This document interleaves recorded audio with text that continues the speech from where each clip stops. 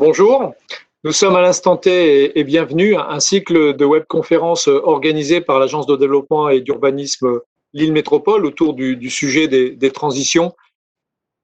Un monde en pleine mutation, une société qui évolue, des nouveaux modes de faire, de penser, d'agir, de consommer, de se déplacer sont engagés. C'est le constat 2019. En somme, des transitions annoncées qui, avec la crise et cette année 2020, vont connaître ou pas une accélération. Nous avons décidé dans ce cycle de conférences d'aborder le sujet des transitions et après la transition écologique, une seconde webconférence ce jour autour de la transition alimentaire. En effet, on peut s'interroger aujourd'hui sur l'impact de la situation sanitaire vis-à-vis de l'alimentation selon les différentes couches sociales, mais aussi de prendre de la hauteur et de s'interroger sur la géographie de demain. Doit-on réinterroger nos modes de consommation? Quelle place pour les circuits courts? L'autosuffisance alimentaire des territoires? Des questions que nous soumettons à nos trois intervenants que je remercie. Dans l'ordre d'intervention, Marilyn Filippi, qui est professeure en économie à Bordeaux, Sciences Agro, Université de Bordeaux, chercheuse associée à l'INRAE AgroParisTech Paris-Saclay. André Thor, qui est directeur de recherche à l'INRAE, Institut national de recherche pour l'agriculture, l'alimentation et l'environnement à l'Université Paris-Saclay AgroParisTech. Et enfin, pour clôturer cette webconférence, Lise Bourdeau-Lepage, professeure de géographie à l'Université Jean Moulin Lyon 3 et chercheuse au sein de l'UMR Environnement, Ville et Société. Vous avez la parole et la première la première intervention, c'est donc Marilyn Filippi qui posera ce regard sur cet instant T avec un principe, pas de questions, pas de débat, mais simplement, je l'évoquais, un regard posé par nos trois invités sur la thématique de la transition alimentaire. Merci pour cette invitation à l'instant T sur la transition alimentaire. Nous sommes très heureux de partager ce regard sur une question de société qui est au cœur d'un droit fondamental. Votre série de webinaires est dédiée aux transitions, donc l'idée d'un changement en cours nécessaire ou souhaité. Mais pourquoi s'interroger sur la transition alimentaire et surtout vers quelle direction porter le regard? La transition alimentaire est une question sociétale majeure au cœur de l'actualité sublimée par la pandémie de la Covid. Cette dernière a en effet rappelé qu'au sein de notre société française, l'alimentation est un secteur stratégique au même titre que la santé, et à ce titre, elle nécessite une prise en considération par les politiques publiques. Deux, la Covid a joué comme un révélateur de l'importance de l'alimentation. Alors que les crises alimentaires semblaient réservées aux pays en voie de développement, par exemple la crise de 2008, on pensait ne pas être confronté à ce risque en raison de notre système agricole et agroalimentaire robuste, exportateur, diversifié. Mais elle a aussi révélé ses vulnérabilités, le manque de main-d'œuvre agricole, le rôle des data et des fragilités, des fractures territoriales et sociales. Et donc la Covid a agi comme un accélérateur des transitions. Enfin, l'alimentation est indissociable de l'agriculture aujourd'hui, mais aussi de la transformation et de la logistique pour des chaînes de valeur durables et équitables. Le local, dans cette ère de mondialisation et des interdépendances des économies, compte. Ainsi, la prise de conscience individuelle et collective d'une urgence à changer, à accélérer la transition agroécologique, à mettre en œuvre une souveraineté alimentaire, une reterritorialisation de l'alimentation s'amplifie. Dans une région comme les Hauts-de-France, première région agricole française, avec le site de réalimentaire de la métropole de Lille, première métropole agricole de France, où 35% des légumes commercialisés sont produits dans le Nord-Pas-de-Calais, 757 exploitations agricoles, dont 43% en circuit court, 46% des surfaces cultivées et un bassin de consommateurs de plus d'1 million d'habitants, eh bien, la prise de conscience ne date pas d'hier. Les Hauts-de-France, c'est 20% du PIB agricole de la France et nous pourrions aussi évoquer l'importance du port de Dunkerque ou les productions de sucre, de pommes de terre. Alors, on va revenir sur quelques notions élémentaires pour comprendre de quoi nous parlons. La souveraineté alimentaire ne doit pas être confondue avec des termes proches. Celui de sécurité alimentaire ou food security, avoir un accès à une alimentation, accès aux terres, au pouvoir d'achat, une disponibilité suffisante en quantité et en qualité, saine, nutritive, comme l'indique par exemple le traité de Rome. Le terme de sécurité sanitaire, de food safety, ne pas être malade, avoir des aliments sains, comestibles, question de l'eau par exemple. La souveraineté, elle, ajoute en fait une dimension politique. On se souvient du discours du président Macron le 12 mai où déléguer notre alimentation serait une folie. Eh bien, cette dimension politique est celle d'un État ou d'une région à décider de son autonomie alimentaire, c'est-à-dire d'être en capacité de décider de choisir son alimentation. Et ce n'est pas pour autant une dépendance alimentaire, mais c'est bien l'idée de choix. Alors rappelons que la Covid a révélé la capacité de nos chaînes alimentaires à résister aux chocs provoqués par la fermeture, le ralentissement de l'activité économique au niveau international. Notre système agro a résisté, même s'il y a pu avoir quelques décalages dans l'approvisionnement, plus causés par un effet de stockage massif des ménages sur certains produits alimentaires comme la farine ou les pâtes, il n'y a pas eu de rupture d'approvisionnement ni de problème sanitaire. Alors notre système a fonctionné, nos filières ont montré une résilience, nos exploitations agricoles et nos usines ont organisé la continuité de leur production et les consommateurs ont été servis. Mais l'approvisionnement local, les circuits courts, les plateformes, les drives, toutes ces modifications contraintes dans l'approvisionnement ont été des signaux d'un changement ou d'un questionnement et seront-ils pour autant durables? Alors vers quoi changer? La Covid, c'est une crise systémique qui a touché à la fois l'offre, avec le ralentissement dans l'approvisionnement de certains produits, mais aussi la demande, avec l'arrêt de l'activité et la diminution des revenus et donc une augmentation des inégalités.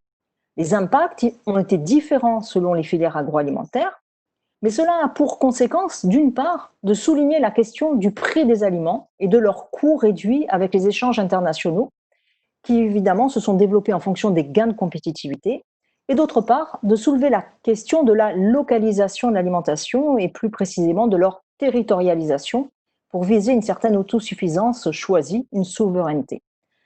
Ainsi, recentrer l'alimentation en région et dans la métropole lilloise en particulier impose de penser le changement de modèle alimentaire. Oui, mais comment? Alors, construire un système alimentaire soutenable et solidaire, c'est-à-dire rentable économiquement, socialement responsable et respectueux de l'environnement, il n'y a pas de leçon à donner, mais il y a quelques pistes de réflexion à dessiner. La première, c'est que la souveraineté n'est pas un repli sur soi, mais c'est relever le défi d'un système alimentaire durable. Tout ne peut pas être consommé en local, comme le café, et tout ne peut pas être produit pour satisfaire la demande locale. Donc la diversité des agricultures permet de répondre aux besoins du plus grand nombre et de relever les défis des objectifs du développement durable. Deuxièmement, les circuits courts ne sont pas antinomiques et ne sont pas opposés aux circuits longs, mais se doivent de travailler en complémentarité. Proposer des outils comme les projets alimentaires territoriaux pour combiner les ressources et innover dans les solutions pour relever les défis sont des pistes de travail. Comment mieux manger pour être en bonne santé? Lise nous donnera quelques pistes de réflexion. Troisième point, un système alimentaire soutenable et solidaire nécessite non seulement la mobilisation du plus grand nombre de parties prenantes sur les territoires, producteurs, consommateurs, industriels, distributeurs, c'est-à-dire créer du lien social, y compris entre les ruraux et les urbains, activer les proximités, mais c'est aussi une politique de redistribution et de lutte contre les inégalités sociales, de revenus, qui se creusent avec le chômage et l'inégalité entre des consommateurs, ceux plus riches et ceux plus modestes. Alors comment rendre des produits locaux à prix compétitifs et accessibles au plus grand nombre? Et enfin, l'opportunité de saisir les transitions pour repenser les interactions et les liens entre des dimensions énergie, déchets, changement climatique, biodiversité, diminution de la main-d'œuvre agricole et des exploitations agricoles, pour penser la transition agroécologique et celle du numérique au cœur des territoires est une question très importante. Les chaînes de valeur sont à faire évoluer pour créer de la valeur et la redistribuer plus équitablement. Mieux rémunérer un producteur, c'est aussi lui donner les possibilités de vivre de son travail, de consommer, de maintenir une activité sur les territoires. Alors André Thor va nous proposer en fait de réfléchir aux questions du foncier agricole autour des grandes métropoles et en particulier de la métropole de Lille. Et puis Lise Bourdoux-Lepage enchaînera pour nous montrer finalement en quoi la transition alimentaire est une nécessité aujourd'hui, pour la santé des Français et esquissera des pistes de réflexion. Merci. Alors, l'agriculture de proximité, on l'appelle parfois l'agriculture périurbaine, se localise sur les franges ou à proximité de la ville. Cette forme d'agriculture n'est pas nouvelle, bien sûr, elle existe depuis longtemps. Il suffit de penser aux ceintures maraîchères qui entouraient les villes et qui contribuaient à leur alimentation au XIXe siècle ou même jusqu'au milieu du XXe siècle. Mais au cours de ces dernières années, cette agriculture a manifesté une inventivité, une capacité d'innovation très forte, en particulier avec la mise en place et la mise en œuvre des circuits courts de proximité. Donc des circuits qui font la part belle aux produits d'origine, mais encore plus à l'acheminement des biens agricoles avec une prédominance du maraîchage et des méthodes de production alternatives. Alors, il peut s'agir de vente directe à la ferme, de cueillette, mais plus encore de paniers mis à disposition des consommateurs, d'AMAP, de vente par Internet, par Drive, et de plus en plus dans des grandes et moyennes surfaces ou dans des restaurants ou des cantines. Le développement de ce type d'agriculture génère un intérêt des métropoles. Et ce, pour deux raisons. Tout d'abord, pour des questions d'alimentation de proximité, comme on vient de le dire, ou de fourniture des cantines scolaires, par exemple, avec une forte possibilité de traçage ou de traçabilité des produits et de leur origine, mais également pour d'autres raisons qui sont plus liées à des dimensions paysagères et de cadre de vie. En fait, l'activité agricole se substitue petit à petit au paysage naturel ou aux espaces verts pour contribuer à un cadre de vie agréable. Et ses vertus de protection de l'environnement ou de lutte contre la concentration urbaine sont réévaluées. Enfin, ses fonctions sociales sont évidentes, avec des processus d'insertion des personnes en difficulté, l'éducation des petits urbains, ou tout simplement le support à un tissu associatif. Alors évidemment, toutes ces activités agricoles doivent bien évidemment se réaliser sur des terres agricoles. Et elles posent l'épineuse question de l'occupation des sols dans les métropoles. Il faut se rappeler que les franges urbaines des villes et des métropoles font l'objet d'une intense concurrence en matière d'occupation des sols et de prix du foncier. L'artificialisation des terres correspond en France à la consommation de la surface d'un département tous les 7 ans à l'heure actuelle. Et l'agriculture, bien sûr, n'est qu'une des possibilités d'utilisation de ces terres. Face à bien d'autres usages en termes d'infrastructures, en termes de logement par exemple, et ce processus d'urbanisation se réalise le plus souvent au détriment des terres agricoles, c'est-à-dire que les nouveaux espaces urbanisés sont gagnés sur d'anciennes terres agricoles. Évidemment, cette intense concurrence entre différents usages des sols conduit à de nombreux conflits, qui sont le reflet des visions opposées des différents occupants des zones périphériques. Au souci des agriculteurs, qui veulent conserver leur espace de production ou le valoriser, va s'opposer l'intérêt des promoteurs et des nouveaux habitants, mais également celui des riverains qui vont chercher à se défendre et à se préserver de l'avancée du front de ville. Si bien que la progression du front urbain dépend des terres agricoles et le processus d'artificialisation aux frontières des villes appelle deux questions. Première question, est-ce qu'il est encore intéressant, voire même raisonnable, de maintenir une activité agricole en zone périurbaine, alors même que la conversion des terres agricoles en terrains à bâtir présente une rentabilité beaucoup plus élevée? Est-ce qu'il n'est pas judicieux pour un agriculteur d'essayer de faire classer ses parcelles de terres agricoles en zone constructible, en particulier au moment de la retraite? C'est la première question. Deuxième question, lorsqu'un agriculteur fait ce choix, c'est-à-dire le choix de maintenir une activité agricole à proximité de la ville, comment faire pour assurer cette dernière et pour assurer des rendements suffisants pour maintenir sa pérennité? Et également, ça veut dire que se pose la question sur un plan politique et soutien à apporter dans ce cadre à la mise en place ou au maintien d'une agriculture de proximité.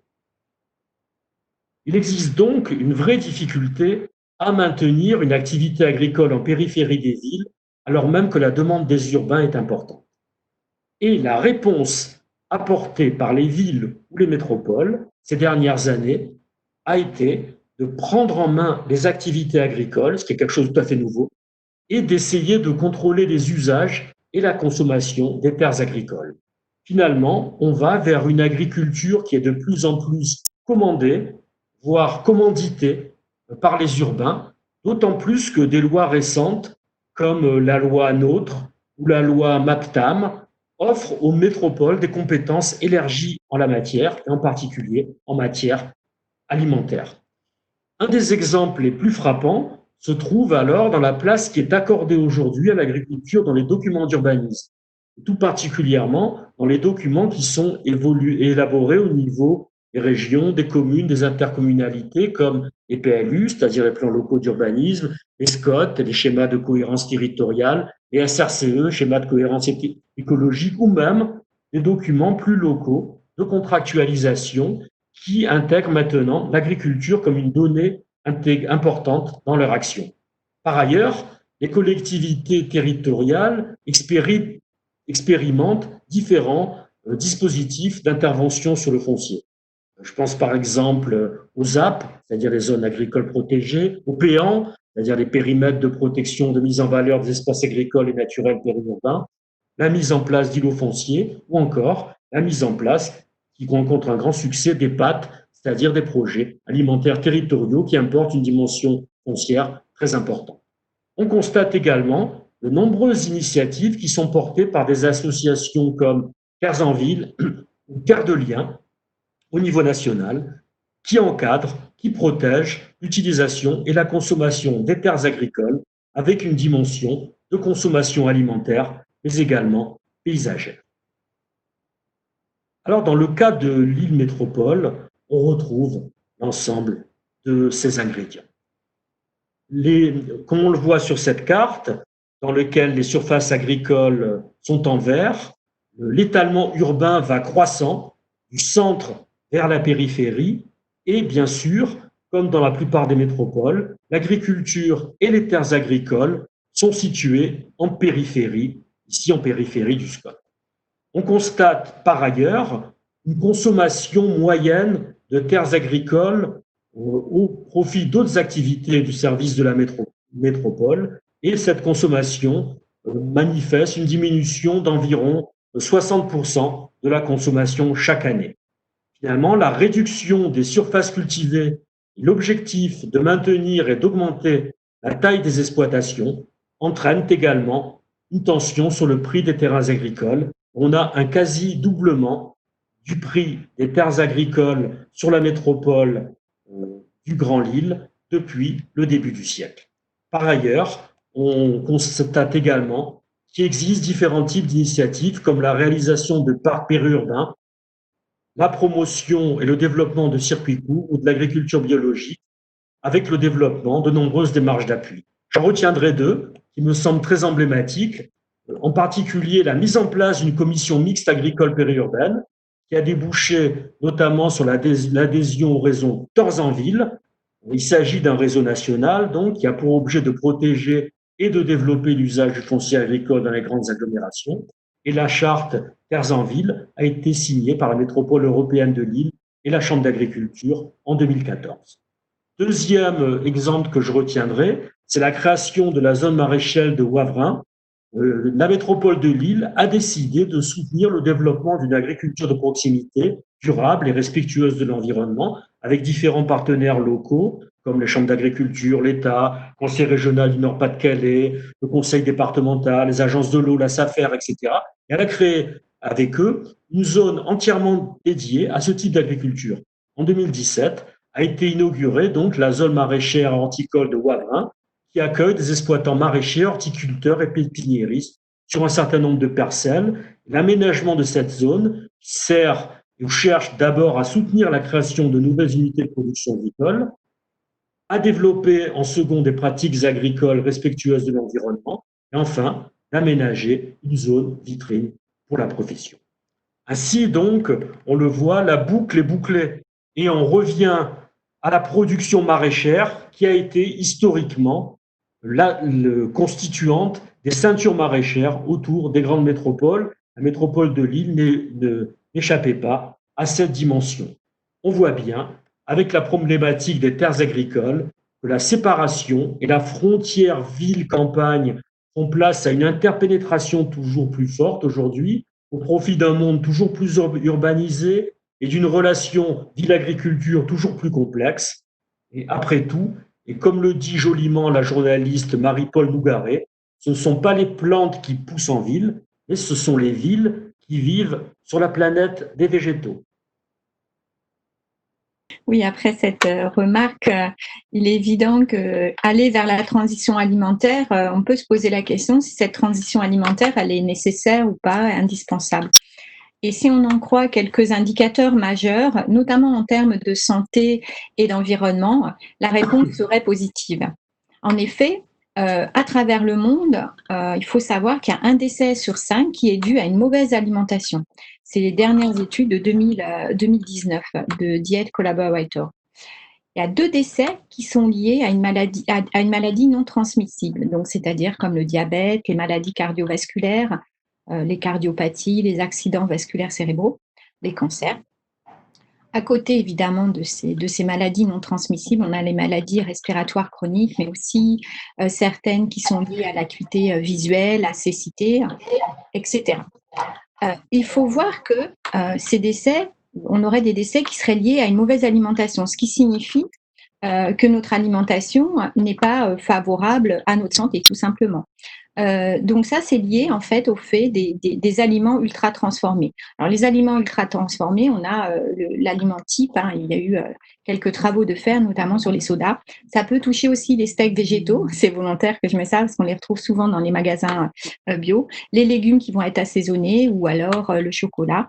C'est des produits qui sont transformés avec des conservateurs et notamment, par exemple, la charcuterie fait partie de ces produits ultra transformés. Ces aliments ultra transformés sont donc montrés du doigt dans cette évolution mondiale, notamment parce qu'ils ont des effets et des effets négatifs sur notre santé.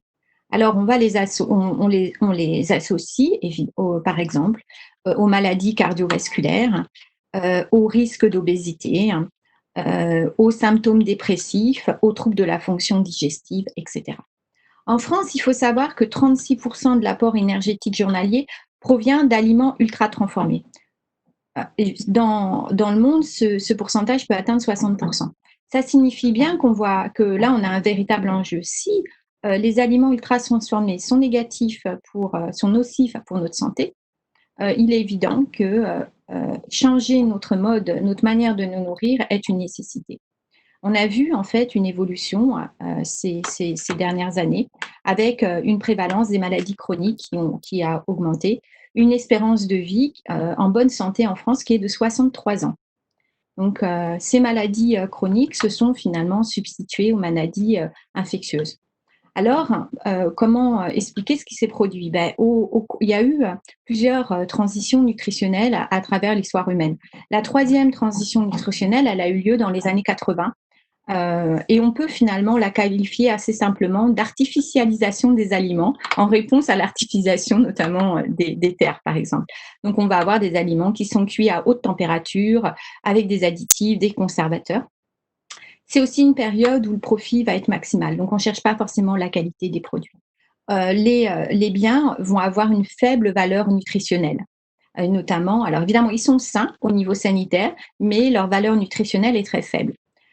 Et donc, de cette 3e transition nutritionnelle qui s'est produite dans les années 80, il y a des arguments qui font qu'on devrait aller vers une 4e transition nutritionnelle qu'on pourrait nommer, notamment, si on l'englobe avec d'autres phénomènes, la transition alimentaire.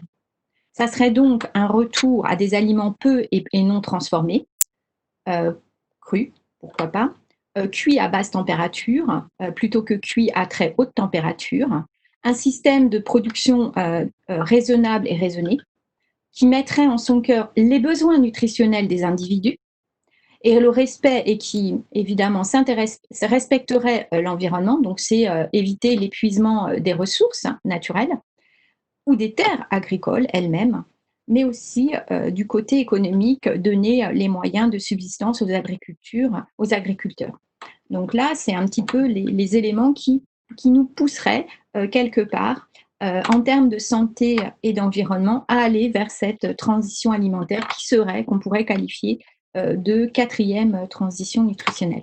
Alors, il faut savoir que cette transition nutritionnelle ou révolution nutritionnelle, en fait, on peut lui donner les termes qu'on veut, elle est appelée du vœu par les Français. Il y a 33% des Français qui déclarent qu'ils ont l'intention d'accorder plus d'importance à l'équilibre de leur alimentation après le Covid. Donc, la crise du sanitaire qu'on est toujours en train de traverser, mais qui a amené au confinement, fait que les Français ont pris conscience que l'alimentation a un effet sur leur santé. De même, on a à peu près 29% des Français qui déclarent qu'ils accorderont plus d'importance à l'impact de leur alimentation sur l'environnement après le 11 mai, donc c'était jour du déconfinement en France. Pour le mémoire, l'alimentation représente à elle seule un quart de l'empreinte carbone des Français. Évidemment, l'étape la plus polluante, vous en doutez, c'est la production.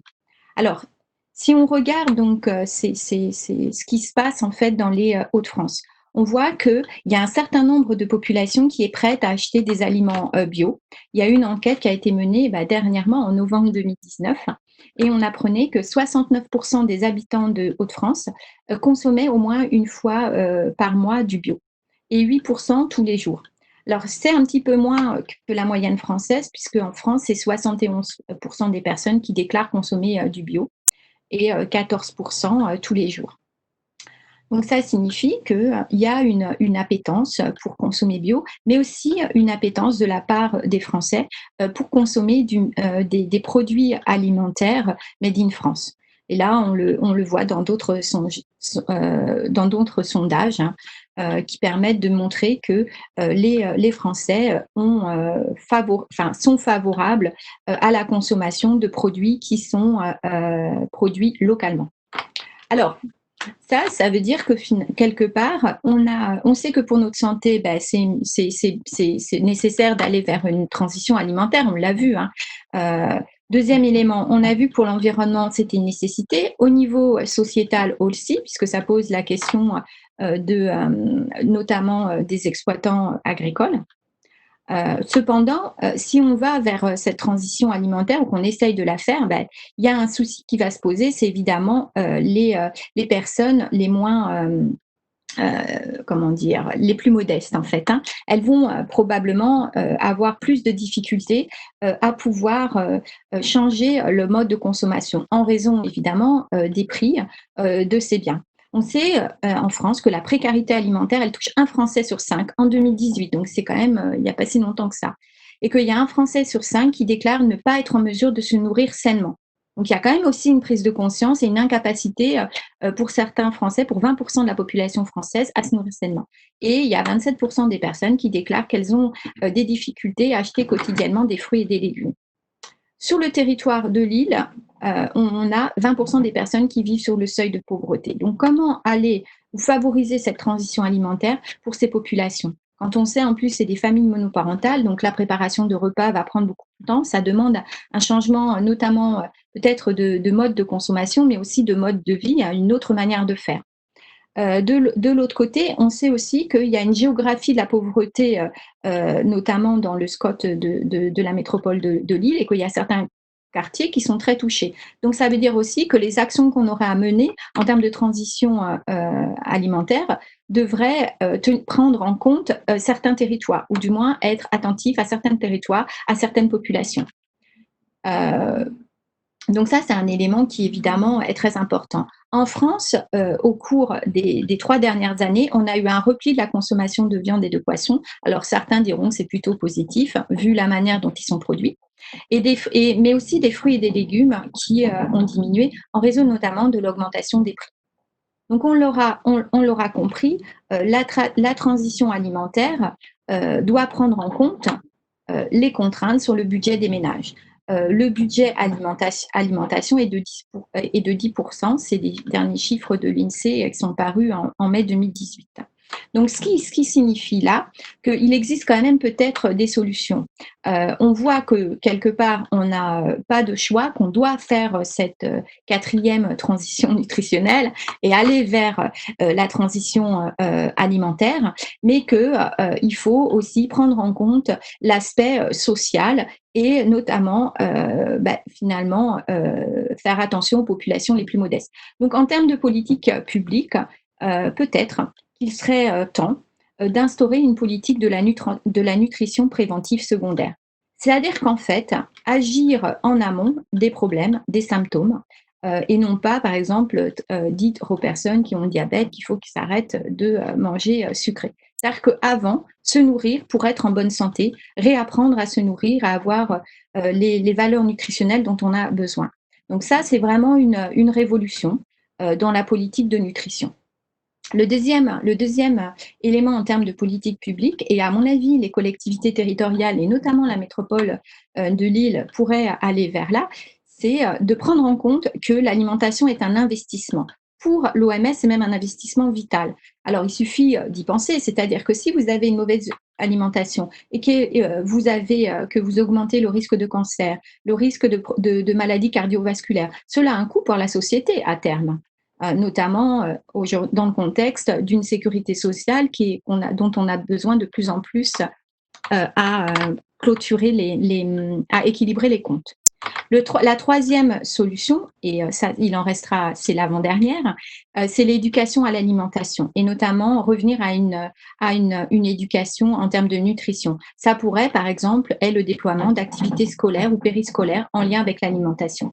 Avoir des modules de formation, des jeux avec les enfants, parce que on le voit, c'est eux qui sont le plus touchés par certains symptômes, notamment l'obésité. Troisième élément, et là c'est déjà pris en compte, et on l'a vu avec la crise de la Covid, c'est évidemment la question des cantines. On a vu que la fermeture des cantines avait été un vrai problème social pour certaines familles. Donc les cantines, ça serait finalement le moyen d'avoir un repas sain, et notamment nutritionnellement, hein, quand je parle de sain, au moins par jour, et puis donner avoir de bonnes pratiques qui vont permettre aux enfants de mieux se nourrir, et puis d'avoir des réflexes positifs si c'est allié à des formations en termes d'alimentation. Voilà. Donc, évidemment, c'est un défi, mais je pense que à ce niveau-là, au niveau des collectivités territoriales, il y a des moyens d'action, comme il y a des moyens d'action pour favoriser du foncier, pour déployer du foncier agricole envers des activités agricoles pour améliorer les circuits courts. Donc, voilà. Merci. Je l'ai dit, le principe, pas de questions, pas de débat, un regard posé, mais allez, notons quand même quelques phrases, hein, celle de relever le défi d'un système alimentaire durable, une reterritorialisation qui s'accentue, une activité agricole qui aujourd'hui aussi contribue au cadre de vie avec une fonction sociale importante. Penser transition alimentaire, c'est aussi parler foncier et usage des sols, c'est aussi ça la transition alimentaire. Une artificialisation des aliments dans les années 80 qui s'est faite au détriment de la qualité, et un retour à des aliments peu transformés avec des productions raisonnables et raisonnées. Je vais en rester là. Je voulais vous remercier très sincèrement, à vous, un remerciement chaleureux au nom de l'agence à vous trois pour votre éclairage, pour ces trois éclairages, mais également pour vos suggestions, parce que vous avez été également pour nous porteurs d'idées par rapport à ce que pourront être de futures politiques publiques sur cette thématique-là. Et puis également, merci pour le regard posé d'une manière générale sur cette transition alimentaire ô combien importante. Et puis, à vous trois également pour avoir posé un clin d'œil sur notre territoire, celui de la métropole européenne de Lille. En tout cas, merci encore pour votre intervention. Cette seconde webconférence est terminée et nous nous retrouverons à la rentrée au mois de septembre pour aborder un autre sujet autour de ces transitions qui nous animent et qui nous animeront, nous, Agence de développement et d'urbanisme Lille Métropole, jusque la fin d'année. Voilà, je vous remercie.